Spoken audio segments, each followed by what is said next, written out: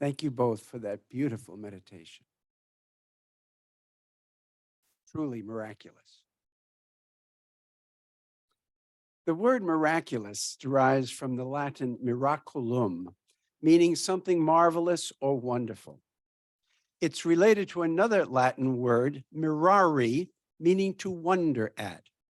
And they are related because we wonder when we see or experience the miraculous.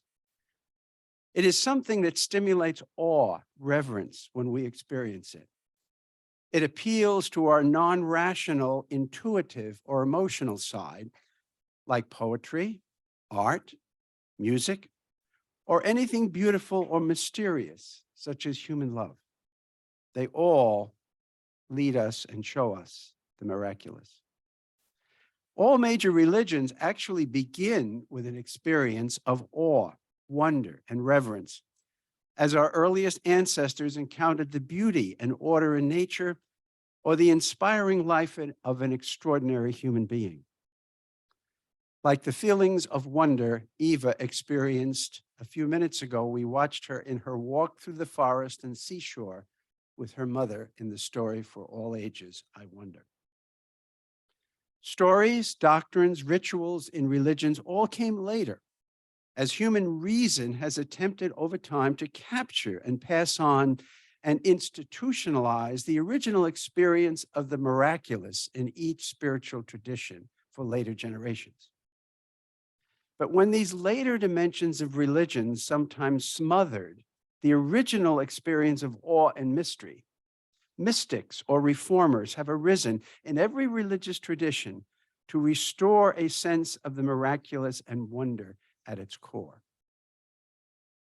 Just as one cannot fully express or represent the wonder in poetry, art, music, or human love in rational explanations or structures, one cannot do so in religion either. The Latin word religio really means to bind or tie up repeatedly.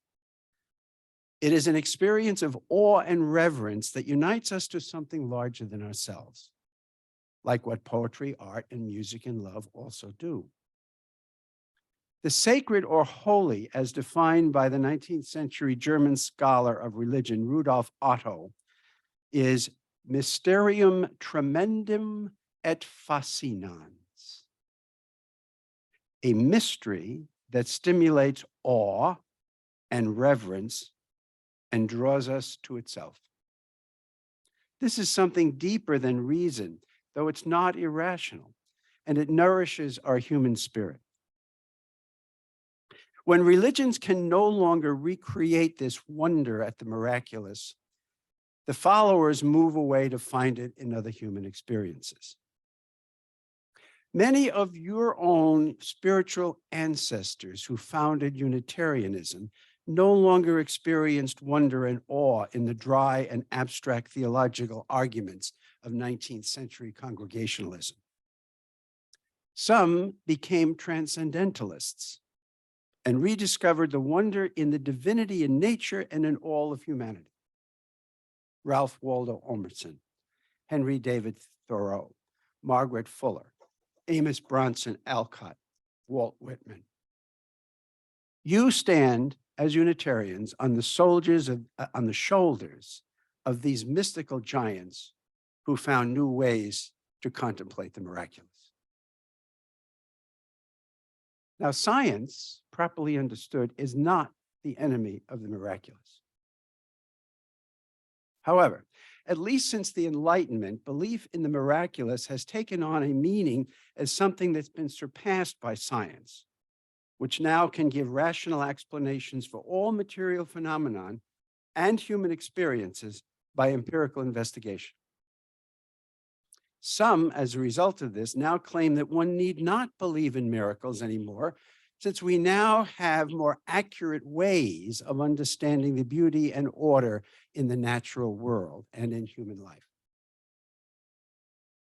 But this type of thinking has diminished our need to contemplate nature and the universe and experience them as awe-inspiring. This, however, was not the conclusion of Albert Einstein, one of the greatest scientific minds of the modern world. In some of his letters responding to questions, often by children, about his personal religious beliefs, listen carefully to how Einstein, the scientist, responded. He says in one letter to a child, "The wonder of nature does not become smaller because one cannot measure it by the standards of human moral and human aims." And in another letter, he says, "You find it strange that I consider the comprehensibility of the world as a miracle or an eternal mystery. Well, a priori, one should expect a chaotic world which cannot be grasped by the mind in any way. One could, yes, one should, expect the world to be subjected to law only to the extent that we humans order it through our intelligence. Ordering of this kind would be like the alphabetical ordering of the words of a language. By contrast, the kind of order created by Newton's theory of gravitation, for instance, is wholly different. Even if the axioms of the theory are proposed by a man, the success of such a project presupposes a high degree of ordering of the objective world, and this could not be expected a priori. That is the miracle, which is being constantly reinforced as our knowledge expands." And then he concludes, "There lies the weakness of positivists and professional atheists who are elated because they feel they have not only successfully rid the world of gods, but bared the miracles, that is, explained them. Oddly enough, we must be satisfied to acknowledge the miracle without there being any legitimate way for us to approach it." What a mind. Very profound. Here is a first-rate scientist claiming that one must stand in wonder and awe at the miracle of the universe, which cannot be fully explained by human reason or empirical investigation. He was as wise as Eva in the story for all ages. Science explains much of the material world. It's wonderful. It makes human life much more comfortable with its discoveries. But humans do not live by bread alone.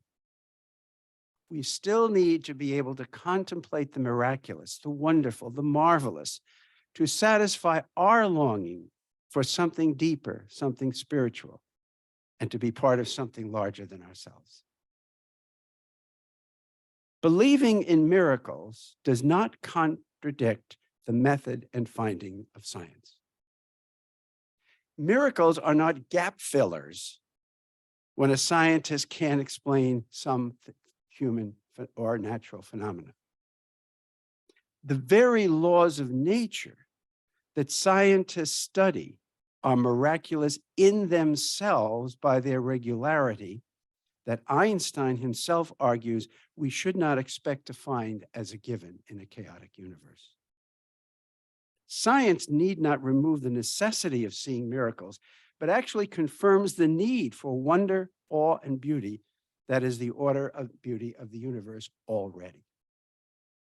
We only have to open our eyes of our souls to observe and experience it, as Eva did in her walk through nature in the story for all ages, and as the scientist Einstein did throughout his work.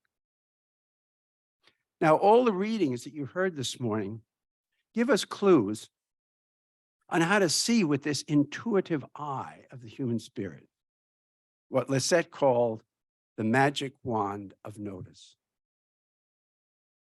The poet Margaret Gooding, in that first poem that Barbara and I did, Why Not a Star, says that as a child, she had no trouble believing wondrous things about the Star of Bethlehem at Jesus' birth.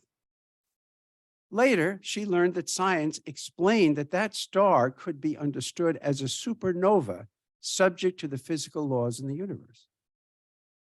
As an adult, she incorporates both ways of understanding the star, and now continues to see something very symbolic in it as a sign of hope for all children.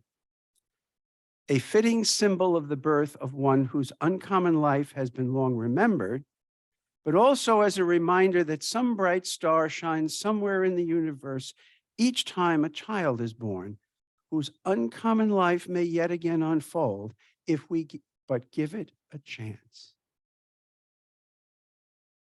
The miracle of the Star of Bethlehem is not lost for her, but it's now transformed with a sign of hope for all children of the world everywhere. Beautiful. Diego Valeri, in that second reading, is an Italian poet, and he tells us in his short verse read by Charlie that we should have an eye for miracles so that we can see the cycle of life in nature as something wondrous, not merely as mechanical laws ineluctably working themselves out by necessity. Like Einstein, Valeri is in awe that such beauty and regularity exists at all. Hanukkah lights, composed by the members of Congregation Beth El in Sudbury, Massachusetts, read by Kenton and Chance, sees with the eyes of faith that the God they believe in is not far away in some separate heaven, but works small miracles. As they pray, your presence fills creation and is active in history. And as Jews, the very fact that they survive so much persecution over so many centuries is a miracle to them and gives them inspiration and hope that something bigger is at work in human history. The miraculous survival of the Jewish people against all odds also instills in them an empathy for all humans needing the miracle of liberation from injustice that they have experienced time and again by themselves. The Jews experience the miracle of their survival does not make them turn in on themselves, but opens them up to a feeling of relationship and duty to all humans who struggle for their dignity and survival as they did. Jews are one of the most generous philanthropists in our world today. See what an experience of the miraculous can do for humans. It makes us more loving. Joy Harjo, the 23rd Poet Laureate of the United States, in Remember the Earth, which Margaret read, gives us another reason to see the wonderful by reminding us that we all are intimately part of this beautiful universe that we have such reverence for. The Native Americans and the Buddhists have long reminded us of this truth, as does modern science. We are all part of everything else. And the Native Americans and the Buddhists have much to rejoice for in these relationships and to teach us. It instills in them a love for all sentient beings, an experience of wonder and awe at being part of a larger mystery of life than ourselves, can make us all more compassionate human beings, as are the Native Americans and the Buddhists. So as we conclude, let us remember that this month of December offers us many opportunities for celebrations. Bodhi Day on December 8th commemorates the Buddha's enlightenment. The Hanukkah season beginning on December 18th, 2 weeks from today, commemorates the lighting of candles in the temple again after its desecration by Greek oppressors in the 1st century BC. Wicca's celebration of the winter solstice on December 21st. The birth of Jesus on December 25th. The death of Zoroastrian the prophet, Zarathustra, on December 26th. And Kwanzaa, which celebrates the contributions of African American culture to our country at the end of December. Let these celebrations this month be occasion for all of us to remember how many miracles surround us in nature, in the spiritual giants of our history, and in the extraordinary lives of so many fellow human beings in our world today. Let us use our magic wands of notice to contemplate all of these awe-inspiring revelations with the eyes of wonder. And I leave you with a question for discussion. Think about it. Describe a time when you have experienced the miraculous. And please share it with us in a few minutes. Thank you.